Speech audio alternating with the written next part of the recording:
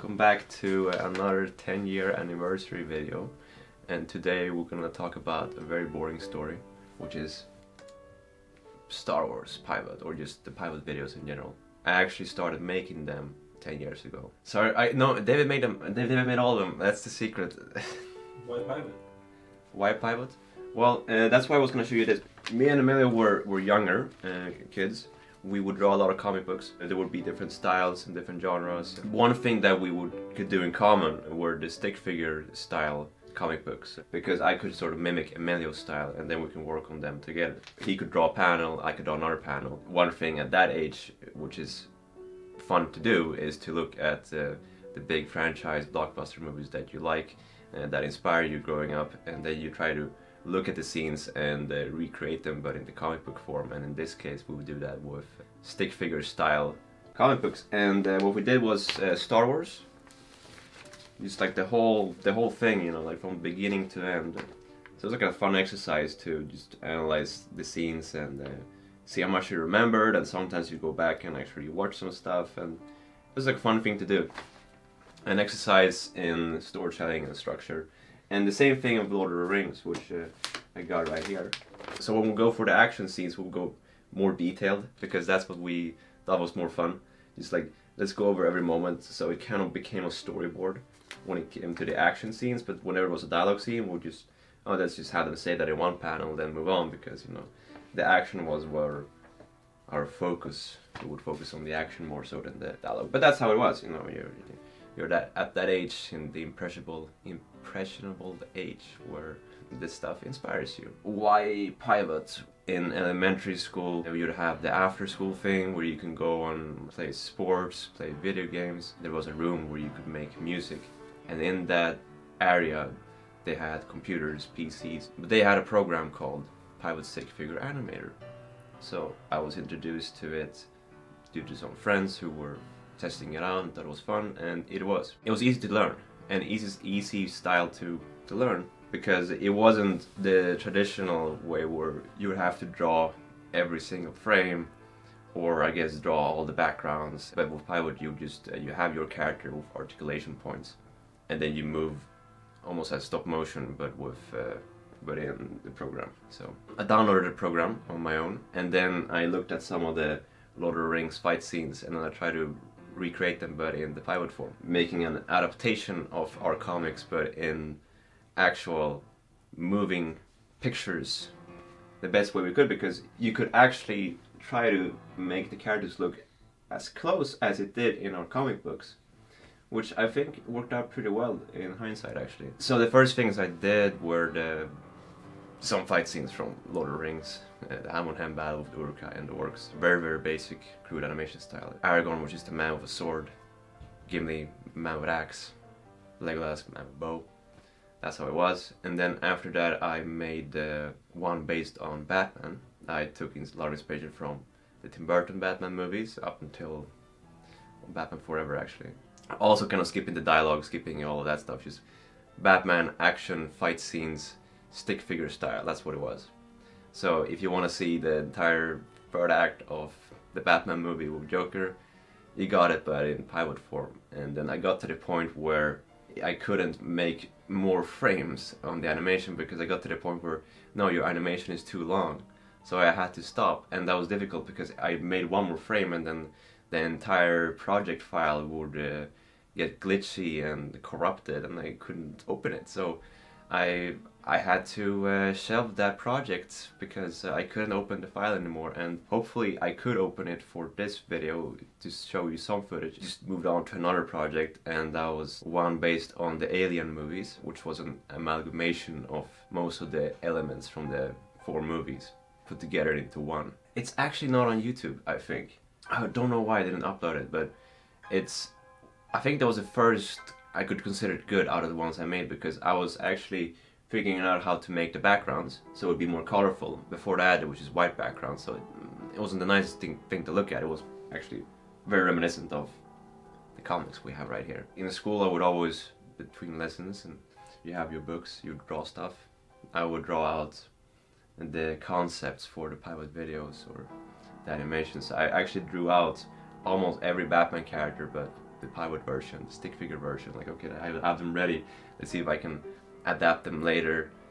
But as soon as that project was shelved, I just moved on to the Alien one, and let's see if I can make this work. Just taking elements from Alien Resurrection mostly, and the first Alien movie. I think I had the dog alien from Alien 3. From 2, I guess, it's action pieces. But yeah, so how did Star Wars begin? From a similar idea, I would go on YouTube and see if people had made anything similar with Star Wars. One thing that would be really fun would be to animate the lightsaber fights and a lot of the action scenes again. That's the main attraction to doing so, being able to look at those scenes from the movies and then try to remake them in Pivot. Kind of like analyze the scenes and see how did they work and how can I make this but in 2D. What are the important parts in every movie? What are the parts that everyone remembers? Just with Star Wars, it was all in one long animation. I didn't make separate ones for the different episodes. It was all this one long thing, which is my idea was for you to watch the whole thing from beginning to end and not watch them individually. I was not done with them, which is why I started uploading them separately, because I guess people would search for it that way. So that's what happened there. I just made them in the release order, starting with episode 4, 5, 6, and then to episode 1 and 2 and 3. Interesting to look back on now, because I remember exactly 10 years ago to this day, when we're filming this, I was animating the final fight scene in Return of the Jedi. I was making them in early 2010. I didn't upload any until September because I couldn't figure out how to record the screen. So therefore I had to put the camera up and film it from the TV screen, which doesn't look the best. I couldn't get fraps working either. I think the first time I ever got fraps really working okay with Pivot was last year for the Spider-Man video. It took 9 years, and then I kind of got it working. It still wasn't the best. But then I kind of liked the idea of seeing part of the program in the background. I kind of liked it because it looks like you're watching it from just the program itself, and I do like that because you do see that it's all part of the same ongoing animation reel, that I'm not making them separate, so you could see that it's actually the same one. Oh look, I added a side entrance there. Another thing that I would do, I just add moments just because, hey, it's more fun, let's add an element from the Clone Wars there, or that fight scene at the end of Return of the Jedi where I added Luke fighting the Royal Guards just for the sake of it. And actually it's adaptation. It's supposed to be exactly the same way like in the movies. For the sake of adding more exposition visually. For example, seeing Grievous actually capture the Chancellor in between episode 2 and 3. Although I do admit that there are a lot of moments missing. The whole speeder bit at the beginning of episode 2, I just skipped that. Partially inspired because of the Lego game didn't have that. So I was like, oh well, if the Lego game didn't have that, then maybe I don't have to have it either. And then you just move on, you know. So in September 2010, that's when I started uploading them. I was actually really stunned by the fact that people liked them, and even considering that it was filmed from the computer screen with the camera, you can hear me with coughing in the background in the beginning, and like the clicking noises, and me trying to like play the music from YouTube in the background. And now YouTube has taken away the music anyway because of copyright reasons, so maybe it's good you don't hear that anymore. Therefore I resorted to just looking up like piano versions of the Star Wars themes and just putting them in the background, so you'd have some music, so it's not just complete silence. I was really happy that people liked them and wanted to see more, and sometimes even requested stuff, and I couldn't always fulfill the requests because it would be something maybe I didn't have all the passion to dedicate all my time to make, or maybe it would be like a movie where I just didn't figure out how to make that in Pivot form, even though I considered it. I think I did consider Matrix because of all the fight scenes, and I think I did a test of that at some point. Unfortunately, I don't have any of that left, any of that footage. So many different options. Out of all the options, I choose Leviathan, a B-horror movie from the late 80s. Very inspired by like movies like The Abyss and even Alien. So I adapted that movie into Pivot very loosely. I didn't even go back and rewatched it. You know, let's just see if I can remember everything. And I think I got a lot of things wrong. If you would actually look back on that movie and look on the Pivot video, I get a lot of things wrong. The actual video, I think it's fun though, because it's a very simple horror tale, just told visually, and it takes place underwater, and it's an Alien ripoff. But yeah. So, Lord of the Rings, this was a big project, just getting this done. Oh, it's the second one. I remember adding characters from the video games, like Battle for Middle-earth 2, and I try to like incorporate elements from books at some points. This, I think, is the closest we can get to what we drew right here. I think it's the closest looking one out of these. But these are big projects because you realize you get to part 3, Return of the King, and then you have those giant battle scenes, and this is your entire scope of frame, right? So how do you make a giant battle take place in this little screen? That was a thing that I'd have to figure out, and I didn't know how I was going to do it yet. I was just winging it, you know. So you could do panels like these, more closed environments, kind of like medium shots, but then you can do this, right? This is kind of like your IMAX, but in comic book form. So how can I do this with a little screen? Well, I think what we basically figured out with the battle scenes was just to show what's essential. You can cut away and go back, and then you can show more orcs, and then you can cut away with the human characters too. You'd have to make those close frames and then just focus on the individual battles, and that's what you would have to do. This is one of those that Emilio helped me with, because Emilio has a lot of ideas for action scenes and wars and battles, so Emilio actually animated Helm's Deep with me. Not that much inspired from what we drew, but just kind of like looking back at the movie, and Emilio remembers that battle really well because it's his favorite battle sequence in Lord of the Rings. Of course, there are moments where characters maybe attack goes more slow, maybe we rushed it in the moment, you can't really go back and redo much. Once a frame is done, you would have to go back and delete the frame, and you'd have to delete them frame by frame. So if you animate an entire sequence and then, oh, that looked weird or something, or that was rushed, it would take you like 5 minutes to even get rid of the footage and then replace it with something new. That's why there are moments where like, oh, that wasn't the best, but then I would try to make up for it later and make the next fight scene better. So sometimes one has to apologize some of the more poor fight moments. Maybe, I don't know, sometimes you're tired, sometimes you're like, let's just get to the next scene. I want to get to the next battle, I want to get to that part more than this part. So, you know, you have to like, oh, okay, I gotta go do this chronologically.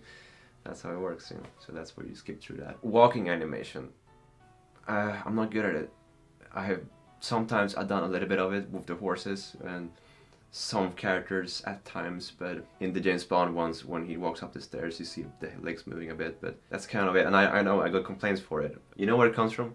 It's actually because when Emilio made his first pivots, he did the same, and then it kind of just stuck around. And then some people have called me out on it, but it's just how it is. What was it like modeling all these different characters? I thought it was fun because it was basically like drawing, but you draw with like one line at a time, and you couldn't really zoom in when you're doing that, so you have to really be careful and get those little details in. What is the essential thing that defines the character that you could represent via the stick figure style? You make a character like Qui-Gon, okay, you try to draw out a bit of the goatee and you make a bit of long hair. Then I made the James Bond ones, Casino and Quantum, and they're basically an updated version of James' Stick, which were some shorts Emilio did, actually, based on James Bond, but his own take. Emilio's own take on James Bond action sequences, and that was James' Stick.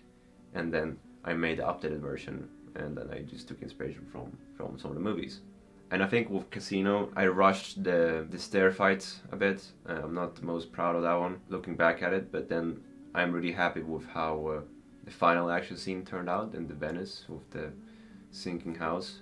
I like how that turned out, and sometimes I really going to make sure, okay, let's get this part done right. The fight scenes I'm most happy with, it's that one, the sinking Venice house. It's the ending fight in Quantum with James versus Dominic Green. I think that's probably the best animated fight, like fisticuffs fight I've done. And then also the one with Aragorn versus Lurtz in the first Lord of the Rings, and the final fight with the Predalien and the Predator in Alien vs Predator Requiem. I think those are the best fight scenes I've been able to do. The ones that I can look back on and be happy about. Oh yeah, Alien vs Predator. Not the most liked movies, I hear. And you have both Predator and Alien in it, so you can adapt those scenes, and those scenes are the scenes that are fun to adapt in Pivot because they're so easy to follow, you know. With Requiem, it was one of those movies that I don't remember too well, to be honest. The entire movie is very dark and murky, so you can't really see too well, which is a big problem with that movie. I just went by my own memory of what I remember happened in that movie, and then I just went off the rails and started adding alien characters from the video game version of Alien vs. Predator Requiem. Therefore, you get a lot of added action scenes that are not in the actual movie, which is kind of like, again, see it as an adaptation, or see it as a tribute to those movies. Admittedly, sometimes we did download some models, the planet model and that thing that you see here in the first version of the Starship Troopers, which is one that Emilio made. I uploaded it on the channel because it was part of the Pivot series. The ones that I uploaded that Emilio made were Starship Troopers, Emmett Begins, and the Kill Bill inspired fight scene. So those are the ones that Emilio made. The final thing, Star Wars related, that I did or have done is the Force Awakens trailer in Pivot. There was a lot of Star Wars Pivot projects that I actually planned that never came into fruition. I was working on making Force Unleashed. I actually drew out the characters, and again, in some of the notebooks, I don't have them anymore, but I drew out the designs for them and what sequences I wanted to keep, and there were so many sequences that you wanted to keep, and it would basically be a compilation of lightsaber fights. I was also thinking of doing one based on the Darth Maul fan film, one where he fights like two other Sabrak guys with lightsabers, and I just liked that fight scene. Didn't get to that point, and then when they were starting to make the new Disney Star Wars movies, I was of course thinking about, oh, I have to make them now, right? Oh no, and then Rogue One comes out, do I have to make that one too? And I don't know, then it's just personal opinions aside, I think it's just to that point where Pivot didn't work on my Mac computer. I was not being able to use the other computer so much anymore, and that led to just a slowdown, and then, you know, not so much interest in it anymore really. And I was like, you know, we've done it, and then we've done our fan films, and to make them, it's to dedicate a lot of time into them, to make them be nice to watch and not feel rushed, and not feel like, okay, you just made them just to make them, and not make them because you enjoyed making them. The one that I was really devoted to finishing up was Return of the King. I got to almost the end of the Mysterio fight, and just the movement kills were left to design, and then maybe that's the one they'll finish up.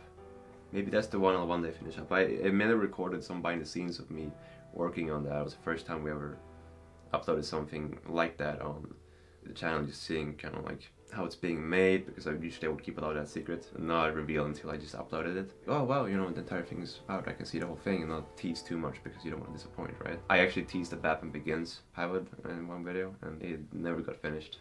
Didn't get far with it. There's a Godzilla one. There's an unseen Godzilla Pivot that I got to the same issue that, oh no, actually no, I got into an issue where invalid floating point error.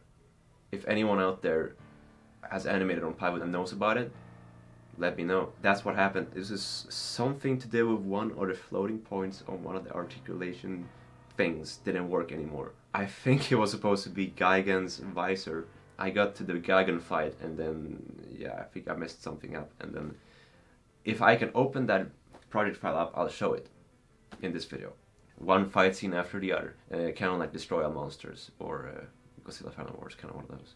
That's what it is. I think at one point we were even contemplating, should we have, are we gonna dub in voices when the characters are talking? Are we gonna do that, or are we gonna like animate in the text or something, like silent films? Eventually, no. That's why you don't want to do too much talk scenes, because then it's just them doing this, and that's not so much fun to watch. It's just, yeah, you get it, move on, I guess. What I'll do for this video, for those sticking around, and okay, reveal, David made them all. Oh my god. Yeah, Ichuta, how rude.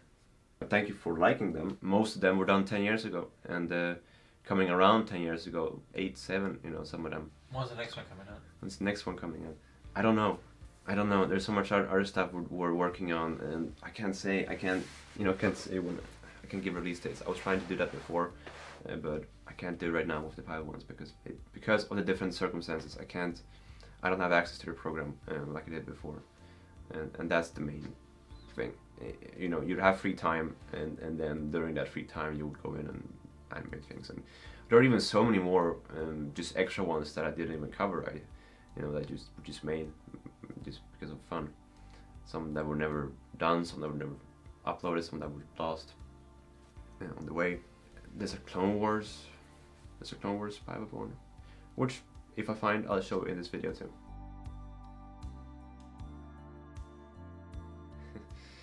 I've also seen a lot of people be inspired by the ones, especially the Star Wars ones I made, and so I've gone to YouTube and I've seen other videos that have followed.